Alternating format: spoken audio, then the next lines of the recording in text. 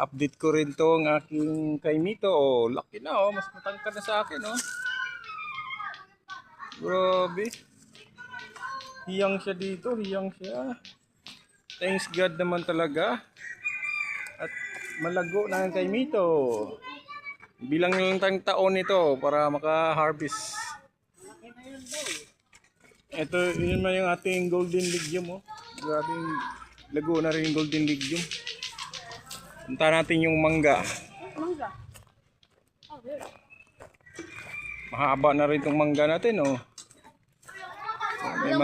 May mga nagsiswing dito mga bata. Walang bunga. Oh, siyempre, matagal pa yan mamunga. 10 years pa ang bilang niya. Oh. Yan, sobrang tangkad na oh. Diba? Yan yung aking mangga. Thank you Lord at di mo pinapabayaan. Ano yun? May ube?